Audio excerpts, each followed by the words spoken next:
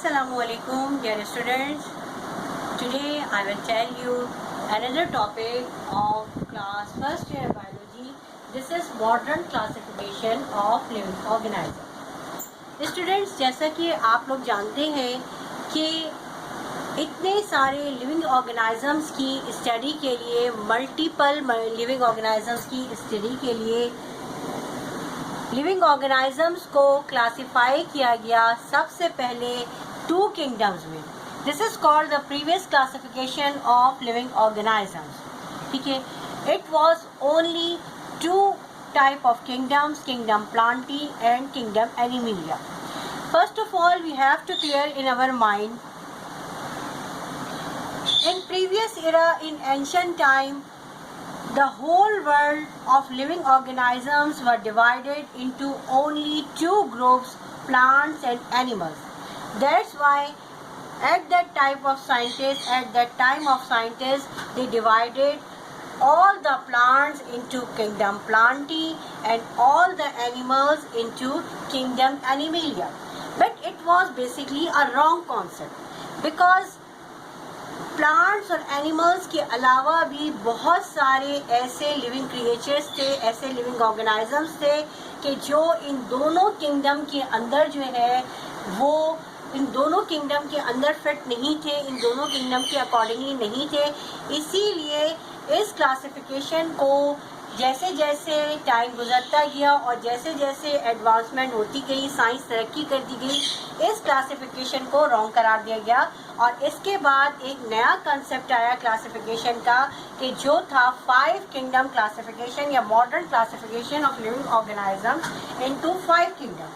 अब वो क्या था? वो इसलिए था कि but a large number of living organism, जैसे कि मैंने आपको कहा कि ये ज़रूरत modern classification of living organisms की ज़रूरत इसलिए पेश आई कि kingdom Plantae and kingdom animalia का कॉन्सेप्ट रॉन्ग हो गया था, because a large number of living organisms could not place in 2 kingdoms.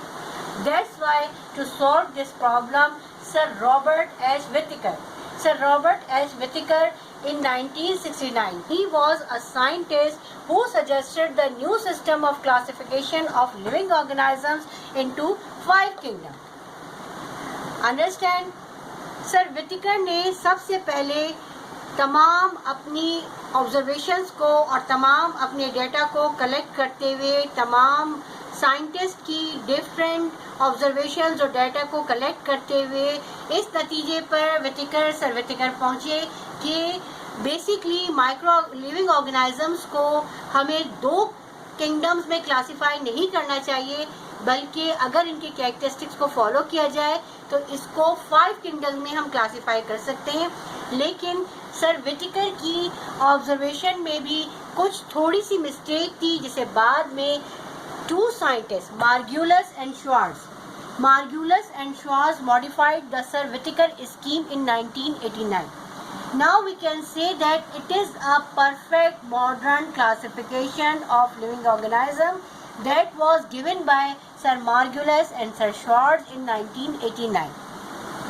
So now we come on our main topic, and our main topic is modern classification of living organism, and this topic contains 5 kingdoms. Here we have written 3 kingdoms.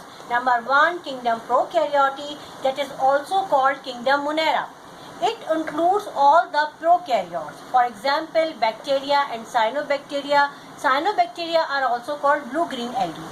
But students, बच्चों, सबसे पहले जो हमें एक concept clear करना है अपना, वो ये है कि व्हाट इज प्रोकैरियोटी. इसी तरीके से आपने यहाँ देखा कि मैंने लिखा है यूकैरियोट्स.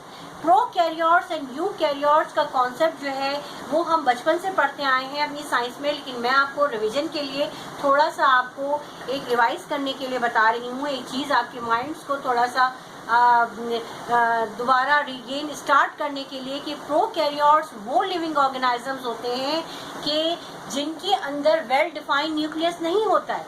वेल डिफाइंड न्यूक्लियस नहीं होने का मतलब है ये वो ऑर्गेनिजम्स हैं कि जिनके सेल के अंदर जो है हमारे सिर्फ क्रोमोसोम्स होते हैं, लेकिन वेल डिफाइंड न्यूक्लियस बाउंड्रीज नहीं होती हैं, और इसी की वजह से इस तरह के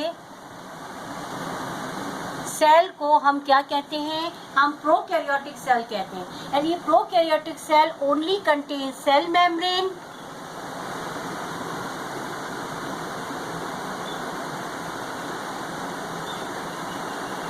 साइटोप्लाज्म,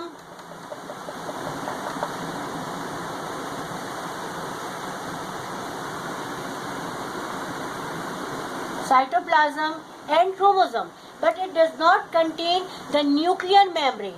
न्यूक्लियर मेम्ब्रेन जो है वो न्यूक्लियर मटेरियल को कम्प्लीटली बाउंड करती है और उसके अंदर न्यूक्लियोप्लाज्म होता है। और यही मेन डिफरेंस है कि जो प्रोकैरियोट और यूकैरियोटिक सेल्स के दरमियान होता है। और ये डिफरेंस इसीलिए हम इसे कहते हैं कि prokaryotic cells are those living cell which does not contain well defined nucleus, true nucleus. Okay, now I have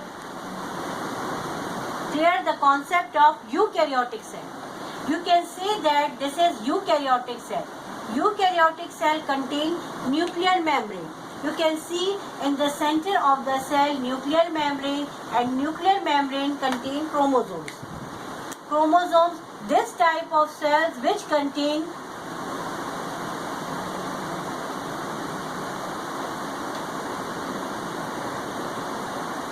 nuclear membrane and nucleoplasm.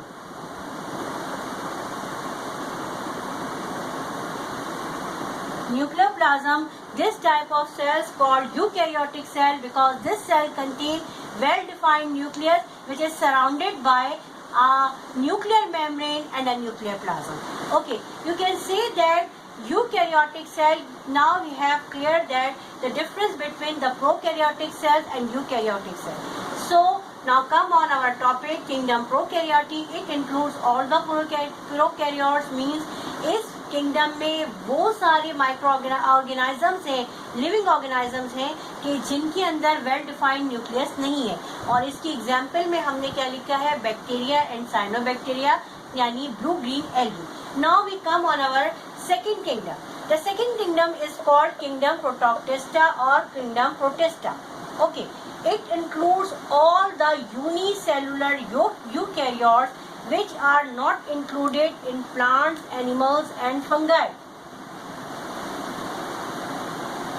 इस किंगडम में, किंगडम प्रोटोक्टेस्टा में आपको एक यूनिक फीचर मिलेगा, एक डिफरेंट फीचर मिलेगा। वो फीचर ये है कि जिसमें वो यूनिसेलुलर यूकैरियोट्स को रखा गया है कि जो ना प्लांट्स हैं, जो ना एनिमल्स हैं और ना ही फंगाई। ठीक है, अब यहाँ पर हमने यूकैरियोट्स और प्रोकैरियोट्स की टर्म्स को तो हमने डिफाइन कर लिया। मैं आपको बताऊं कि व्हाट इज यूनिसेलुलर।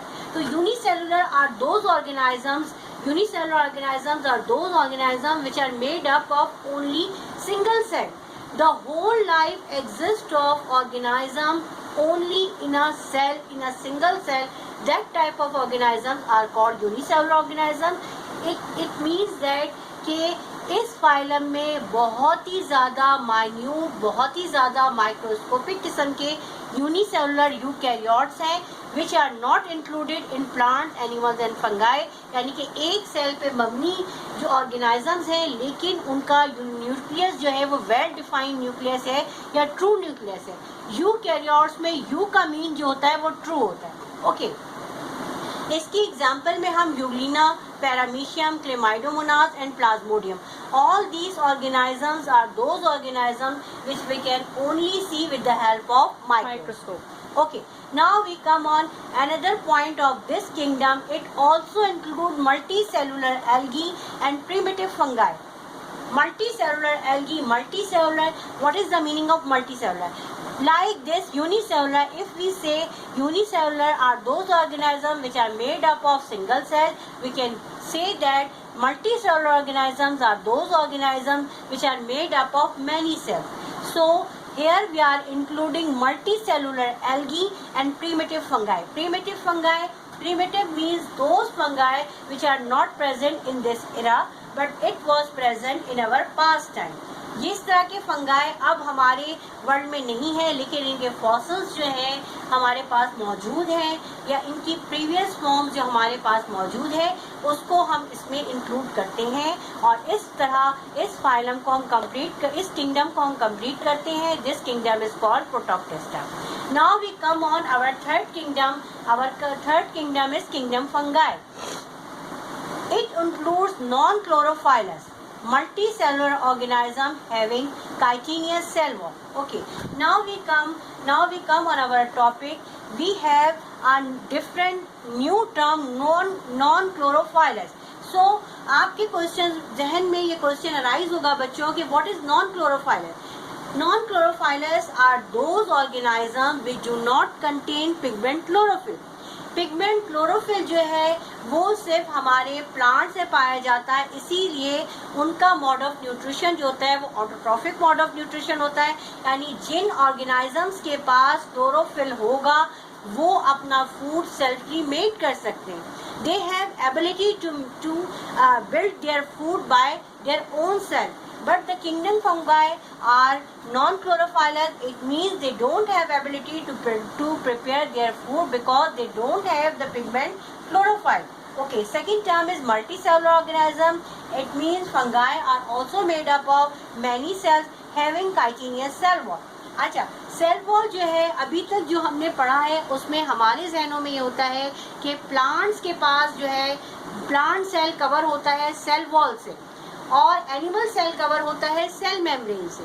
ठीक है, लेकिन हमें यहाँ पर इन किंगडम्स की मॉडर्न क्लासिफिकेशन की वजह से एक यूनिक फीचर हमारे पास ये आया. वो ये फीचर था कि फंगाई भी जो हैं उनके पास भी सेल वॉल है और उनकी सेल वॉल किससे बन के बनी है? Chitinous cell wall. यानी कि ये एक काइटिनियस जो है ये एक तरह का फंगल सेल्यूलोज होता है. सेल वॉल जो होता है बेसिकली एक आउटर मोस्ट प्रोटेक्टिव लेयर होती है जो किसी ऑर्गेनिज्म के या किसी सेल के सराउंडिंग में होती है और वो इसको प्रोटेक्शन प्रोवाइड करती है. और इसकी एग्जाम्पल में हम पढ़ते हैं एगरिकस या मशरूम. मशरूम जो है या एगरिकस जो है वो किंगडम फंगाई में आते हैं. सो स्टूडेंट्स, मुझे पूरी उम्मीद है कि आज का लेक्चर भी आप लोगों ने इसी तरह लर्न किया होगा और इसी तरह अंडरस्टैंड किया होगा जिस तरह आप लोगों ने मेरा प्रीवियस फर्स्ट लेक्चर जो है वो अंडरस्टैंड किया था. मेरी आप सबसे रिक्वेस्ट है कि इतने ईजीएस्ट वे में बायोलॉजी पढ़ने के लिए आप सबको मेरा चैनल सब्सक्राइब करना है और बेल आइकन को ज़रूर प्रेस करना है ताकि मेरे जितने लेक्चर्स के अपडेट्स हैं वो आपके पास फौरी तौर पर पहुंचते रहें और आप उससे फ़ायदा उठाते रहें. और इंशाल्लाह अगर यही प्रोग्रेस रही तो हम अपने एग्जामिनेशन पॉइंट ऑफ व्यू को अचीव करते हुए अपने बोर्ड एग्जाम में 100% मार्क्स गेट करेंगे. ओके स्टूडेंट्स, अल्लाह.